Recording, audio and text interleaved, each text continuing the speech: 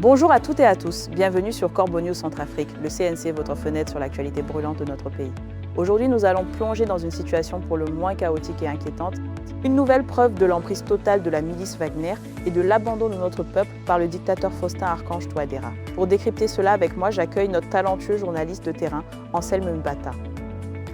Bonjour Anselme Mbata, et quel sujet nous apporte-t-on aujourd'hui? On parle de désarmement, mais on dirait plutôt un abandon pur et simple. Bonjour Gisèle Moloma et bonjour à tous nos fidèles auditeurs et lecteurs. Vous avez absolument raison Gisèle Moloma, le mot abandon est faible. Nous allons parler du processus de désarmement des éléments de la faction dissidente du MPC, une opération qui a débuté ce dimanche 21 juin 2026 à Kouki. Ce qui est glaçant, c'est que cette opération, qui est directement orchestrée par les forces russes et les agents du pouvoir de Bangui, se déroule dans l'incertitude la plus complète pour les anciens rebelles. C'est le flou total, comme si on les jetait dans le vide.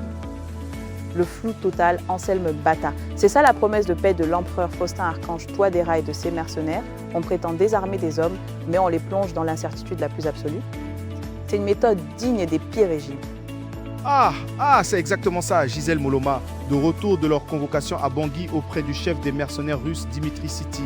Le seigneur de guerre Dido Ali et ses lieutenants ont immédiatement mis à exécution les directives de la milice Wagner.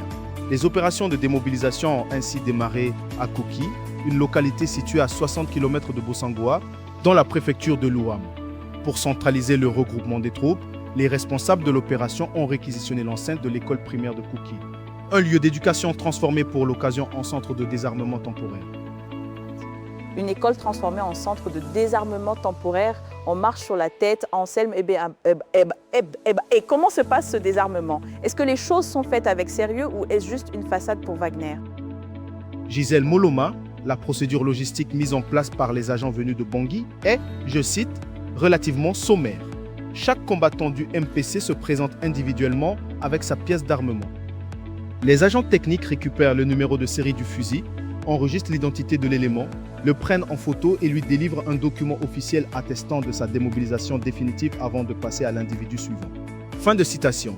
Et ce dimanche, au premier jour de cette opération, seuls 8 hommes ont accepté de se prêter au jeu avant que le dispositif ne connaisse un sérieux coup de frein.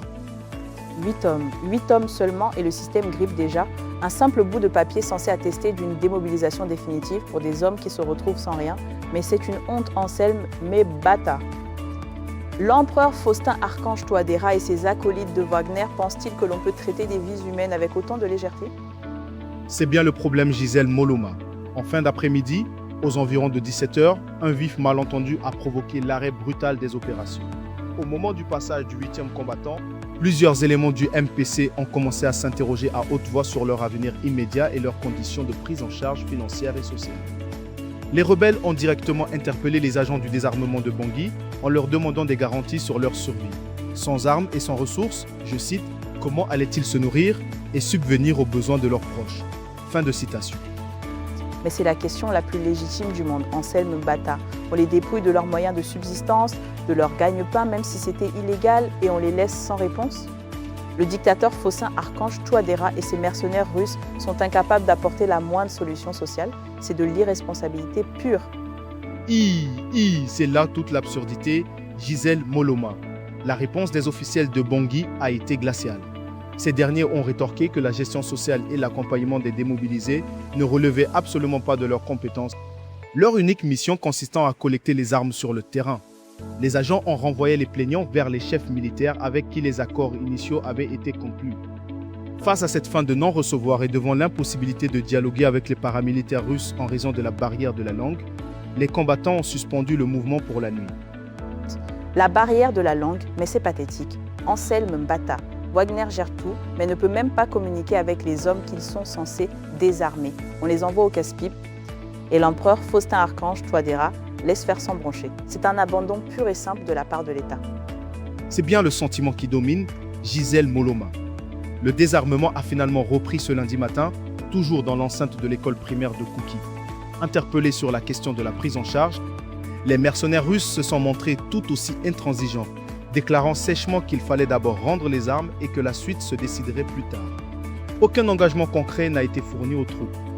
Aucun engagement concret. C'est donc un chèque en blanc qu'on leur demande de signer avec leur vie, Anselme Mbata.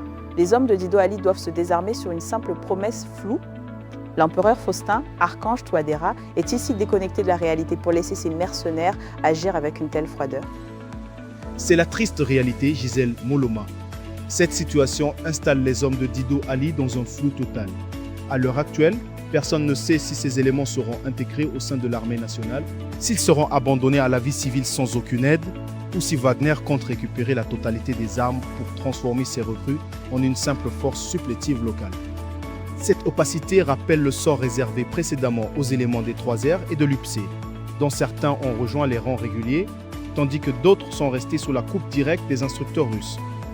Une seule certitude demeure, en écartant délibérément les casques bleus de la MINUSCA de ce processus, le commandement russe s'assure un contrôle exclusif sur le devenir de ses hommes et de leur arsenal. Un contrôle exclusif, Anselme Bata. Voilà l'objectif réel de Wagner et du dictateur Faustin Archange Touadéra.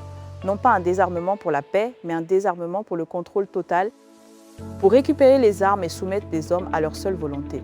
C'est une stratégie cynique qui se joue sur le dos des Centrafricains. C'est malheureusement l'évidence qui saute aux yeux, Gisèle Moloma, et c'est un article poignant, fruit du travail de notre équipe de rédaction sous la direction de M. Alain Enzilo, que nous venons de décrypter pour vous. Merci beaucoup, Anselme Mbata, pour cette analyse toujours aussi pertinente et incisive. Merci à vous, Gisèle Moloma. Et pour ceux qui souhaitent nous contacter, le numéro de téléphone et WhatsApp de Corbeau News Centrafrique, c'est le +236 70 16 44 65. Merci de nous avoir suivis, chers auditeurs, et à très bientôt sur les ondes du CNC.